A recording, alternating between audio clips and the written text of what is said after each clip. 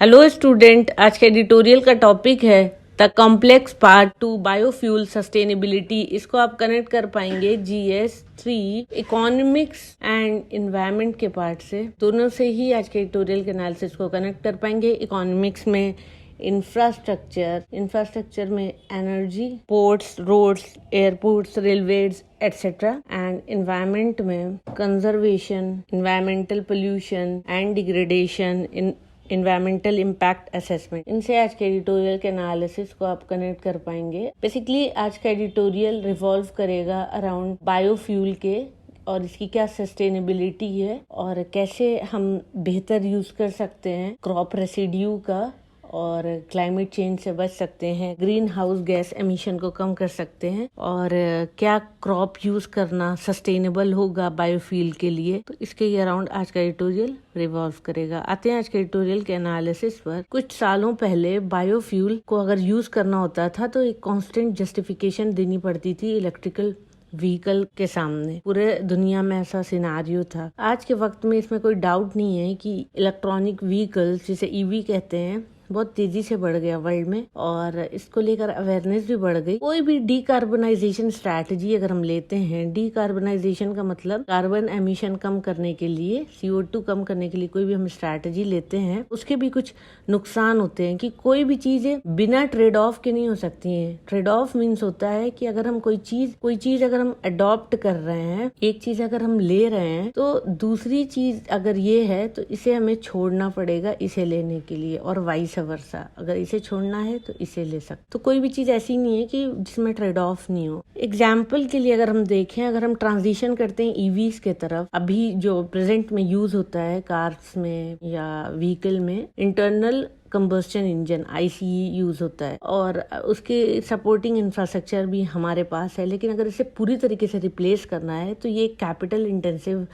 काम हो गया, क्योंकि इसके लिए काफी फंड्स चाहिए, पैसे चाहिए। और अगर ईवी की तरफ शिफ्ट होना है तो हमें बैटरी की जरूरत पड़ सकती है और कुछ क्रिटिकल मिनरल्स हैं उसकी जरूरत पड़ेगी और जिसे हमें इंपोर्ट करना पड़ेगा। और अगर मिनरल्स को माइन कर रहे हैं तो उसको भी लेकर एनवायरमेंटल कंसर्न है। ये एक अपने आप में एक इशू है। अगर हम बायोफ्यूल की बात करें दूसरी तरफ, वो हम यूज कर सकते हैं existing ICE internal combustion engine के साथ, और हमारे पास जो इंफ्रास्ट्रक्चर है उसमें कुछ मॉडिफिकेशन करने की भी जरूरत नहीं है। बस जरूरत है हमें एक ब्लेंडिंग करने की, और जो ब्लेंडिंग रेट है उस पर डिपेंड करेगा कि ICE इंजन में कितना हम वो यूज कर पा रहे हैं और क्या उसमें रिक्वायर्ड मॉडिफिकेशन है। यहाँ पर भी हम अगर मॉडिफाई करें कुछ तो उसमें भी हमको इंपोर्ट पे डिपेंड रहना पड़ेगा। बायोफ्यूल एक ब्लैंकेट टर्म यूज होता है both sustainable and unsustainable fuel. मतलब ऐसा नहीं है कि बायो का नाम है तो हर कुछ इससे सस्टेनेबल ही हो गया।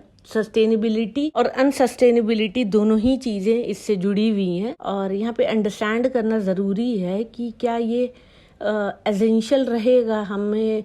अगर जो हम ड्राइव लेके चल रहे हैं डीकार्बोनाइजेशन एक्शन का, तो अगर हम बायोफ्यूल ले लेते हैं, यूज में ले आते हैं और दोनों ही तरीके का है सस्टेनेबल अनसस्टेनेबल फ्यूल, तो हम डीकार्बोनाइजेशन कहीं ना कहीं कम कर देंगे लेकिन कोई और इशू ना आ जाए हमारे सामने। देखते हैं इंडिया के सामने चैलेंजेस क्या हो सकता है। बायोफ्यूल को सिनोनिमसली यूज किया जाता है फर्स्ट जनरेशन 1G एथेनॉल के साथ। ये बनता है फूड क्रॉप से। पॉलिसी टारगेट हमारी थी कि इंडिया अचीव कर लेगा 20% एथेनॉल ब्लेंडिंग पेट्रोल, जिसे E20 भी कहा जाता है, 25-26 मतलब नेक्स्ट टू नेक्स्ट ईयर का जो वक्त होगा उसमें ऑलमोस्ट इंटायरली 1G एथेनॉल की तरफ इंडिया शिफ्ट हो जाएगा। 1G एथेनॉल ऑलमोस्ट पूरी तरह से कह सकते हैं शुगर केन या फूड ग्रेन से बनता है। अगर हम बात करें सेकेंड जनरेशन 2G एथेनॉल की, ये क्रॉप वेस्ट रेसिड्यू अगर हार्वेस्टिंग के बाद कुछ बचता है फील्ड पर तो उसे क्रॉप रेसिड्यू कहते हैं और वो किसी काम का नहीं है। तो इससे बनाना हमारे लिए सस्टेनेबल है या कोई क्रॉप वेस्ट है और ये कंट्रीब्यूट करेगा अचीव करने में हमारे टारगेट को। लेकिन इससे भी रिलेटेड कुछ चैलेंजेस हैं क्योंकि फीड स्टॉक सप्लाई चेन है, जो एनिमल्स हैं उनके खाने के लिए जो चारा वगैरह है वो भी इधर से इनसे ही बनते हैं, तो वो एक अलग अपने आप में चैलेंज है। अब ग्राउंड वाटर डिप्लीशन के एस्पेक्ट में अगर हम देखें, शुगर केन की खेती बढ़ने की वजह से सभी को पता होगा ग्राउंड वाटर जो हमारा है, अगर ये ग्राउंड वाटर है, ग्राउंड वाटर टेबल ये हमारा तेजी से डिप्लीट हो गया। पहले अगर यहाँ था तो अब यहाँ हो गया, तो डिप्लीट हो गया, ये पूरा इतना कम हो गया पानी। और इसका इम्प्लीकेशन हमारे फूड सिक्योरिटी पर भी होगा। अगर ग्राउंड वाटर डिप्लीशन होता है, खेती खराब हो जाएगी। और अगर फूड ग्रेन्स को हम एथेनॉल प्रोडक्शन के लिए यूज़ करें तो आज के वक्त पे अभी हमारे लिए मुश्किल लग रहा है इस बात को इमेजिन करना, क्योंकि इंडिया अभी सरप्लस फूड प्रोड्यूसर है। हमारे पास अच्छे खासे फूड है, लेकिन बहुत सारे रीज़न की वजह से अगर हम सरप्लस जो प्रोड्यूस आज कर रहे हैं, अगर एनर्जी की तरफ इसे डाइवर्ट कर दें, स्पेशली वो क्रॉप जो एनर्जी में यूज़ होंगी, तो क्या ये सस्टेनेबल स्ट्रैटेजी रहेगी? इसको हम क्रिटिकली देखते हैं क्या मतलब रहेगी या नहीं रहेगी। फर्स्ट रीज़न है, अगर देखें इंडिया में जो क्रॉप यील्ड्स है वो ऑलमोस्ट स्टैग्नेट हो गई, मतलब बढ़ नहीं रही है। और ग्लोबल वार्मिंग एक्सपेक्ट किया जा रहा है कि ग्लोबल वार्मिंग के रीजन की वजह से क्रॉप यील्ड जो है वो कम हो जाएगी। इसका मतलब है कि जो एरिया कल्टीवेशन में अभी है, एरेबल लैंड जो है इंडिया की, वो लेस प्रोड्यूस करेगी ओवर द टाइम। तो क्या वो सफाइस होगा, इनफ होगा ग्रोइंग पॉपुलेशन के लिए? तो ये एक बड़ा चैलेंज है। इस वजह से हमारी स्ट्रैटेजी ऐसी होनी चाहिए कि हम ब्लेंडिंग जो टारगेट है उसके लिए सरप्लस क्रॉप प्रोडक्शन पे डिपेंड ना रहें। सेकंड देखें, रिसेंट स्टडी हुई है यूनिवर्सिटी ऑफ मिशिगन की, और उन्होंने बताया कि जिस तरीके से ग्राउंड वाटर डिप्लीशन हो रहा है उसका रेट जो है वो ट्रिपल हो जाएगा ड्यूरिंग 2040 टू 81 अभी करंट रेट के कंपैरिजन में। और ये एक नया चैलेंज हो जाएगा। ग्राउंड वाटर डिप्लीशन का क्रेडिट जो जाएगा वो टेम्परेचर राइज और उसकी वजह से होने वाले हमारे क्रॉप वाटर रिक्वायरमेंट्स जो होंगी वो बढ़ जाएंगी। अब इस लिमिटेड रिसोर्सेज के साथ, या बात करें हम ग्राउंड वाटर या एरेबल लैंड मीन्स जो एरिया अंडर कल्टीवेशन होता है, तो हम फूड प्रोडक्शन को प्रेफरेंस देंगे रादर देन फ्यूल के। थर्ड है, अगर एग्रीकल्चर सेक्टर हम देखें, बहुत ही मुश्किल है एग्रीकल्चर सेक्टर को बचा पाना direct green house gas emission से। ग्रीन हाउस गैस एमिशन अगर हम इस सेक्टर में बढ़ा दें और मोटर फ्यूल प्रोडक्शन में लगा दें क्रॉप्स को, और वहाँ पे हम GHG green house gas emission कम कर लें, तो इस तरीके से ट्रांसपोर्ट सेक्टर में तो कम हो जाएगा GHG एमिशन, लेकिन हमारा जो क्रॉप सेक्टर में अगर बढ़ेगा तो एक अननेसेसरी बैलेंस खराब होगा और नेट बेनिफिट जो होगा हमें वो बहुत कम होगा। तो कोई बहुत बड़ा फायदा नहीं है इतने बड़े चेंजेस करने के बावजूद। इंडिया की जो एथेनॉल ब्लेंडिंग पॉलिसी है एक अच्छी स्ट्रैटेजी है जिसे हम डील कर सकते हैं सरप्लस शुगर प्रोडक्शन से। और दूसरी अच्छी स्ट्रैटेजी है अगर हम डील करें जो सरप्लस शुगर प्रोडक्शन है वो रिड्यूस करने में, अगर हम दूसरी बेहतर स्ट्रैटेजी देखें, जो हमारे पास आज सरप्लस शुगर प्रोडक्शन है, एक्स्ट्रा जो है, surplus means extra use consumption के बाद भी जो बचता है उसे सरप्लस कहते हैं। आज हमारे पास जो शुगर प्रोडक्शन ज्यादा हो रहा है तो उसको हम कम कर लेते हैं ताकि हमारे पास सरप्लस रहे ही नहीं। केन कल्टीवेशन को हम कम कर ले, क्योंकि केन कल्टीवेशन की वजह से हमारा ग्राउंड वाटर डिप्लीशन भी तो हो रहा है। फार्मर की इनकम बढ़ जाएगी। हर बार इस बात को कहकर लोगों के आर्गुमेंट को बंद करा दिया जाता है कि ये कह दिया जाता है कि फार्मर्स के लिए शुगर केन एक रिम्यूनरेटिव क्रॉप है, इससे काफ़ी उनको फ़ायदा हो जाता है।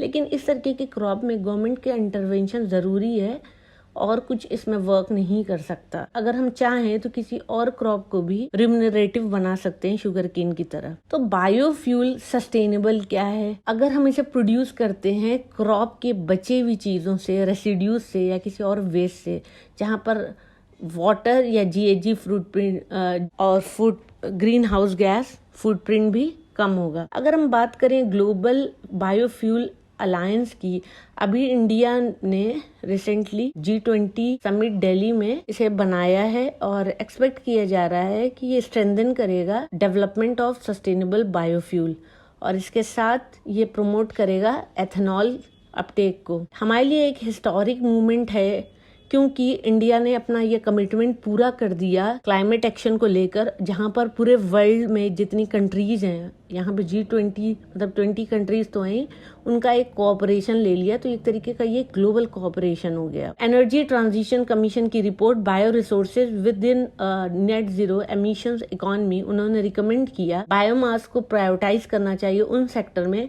जहाँ पे बहुत कम चांसेस है कि किसी और कार्बन ऑल्टरनेटिव को यूज किया जा सके। अगर हम बात करें लॉन्ग हॉल एविएशन या रोड फ्रेट सेगमेंट की, यहाँ पे पूरी तरीके से इलेक्ट्रिफिकेशन अगर करना है तो इसके लिए काफी वक्त लगेगा, तो यहाँ पे हम कट ले सकते हैं। और दूसरी तरफ अगर हम पेट्रोल व्हीकल की बात करें, जहाँ पे हम यूज कर रहे हैं एथेनॉल ब्लेंडिंग, तो ये अपना टारगेट रख सकते हैं। और according to international energy agency, अगर हमें अचीव करना है नेट जीरो एमिशन 2050 तक पूरी दुनिया में, तो हमें सस्टेनेबल बायो प्रोडक्शन को ट्रिपल रेट से प्रोड्यूस करना होगा बाय 2030, ताकि हम कुछ और जो इसके मिटिगेशन ऑप्शन है वो भी देख सके। अगर हम बात करें 1G एथेनॉल की, तो ये फिट नहीं बैठता बिल पर। और 2G एथेनॉल की अगर हम बात करें तो ये सस्टेनेबल फ्यूल है, और 1G एथेनॉल को हम डायरेक्टली अनसस्टेनेबल पे डाल सकते हैं, क्योंकि इससे हमारी फूड सिक्योरिटी को इशू हो सकता है। 2G एथेनॉल सस्टेनेबल फ्यूल हो सकता है, स्पेशली अगर हम इसके प्रोडक्शन को डिसेंट्रलाइज कर दे। इसका मतलब ये है कि क्रॉप रेसिड्यू को ट्रांसपोर्ट ना करना पड़े लंबे लंबे डिस्टेंस का, जहाँ पर एक सेंट्रल मैन्युफैक्चरिंग प्लांट हो, क्योंकि इससे अफेक्ट हो सकती है economic of scale 2G plant के लिए। इकोनॉमीज ऑफ स्केल अगेन मैं शॉर्ट्स में एक्सप्लेन कर दूंगी, मैं यहाँ पे छोटे में बता देती हूँ। इकोनॉमीज ऑफ स्केल मतलब अगर हम किसी मैन्युफैक्चरिंग यूनिट का सेटअप करते हैं तो स्टार्टिंग में हमें प्रॉफिट नहीं होता, लेकिन अगर हम लार्ज स्केल में अगर हम बिजनेस करने लगते हैं, जहाँ पर वेरिएबल कॉस्ट जो है हमारी और फिक्स्ड कॉस्ट, दो कॉस्ट होती है, variable cost and fix cost.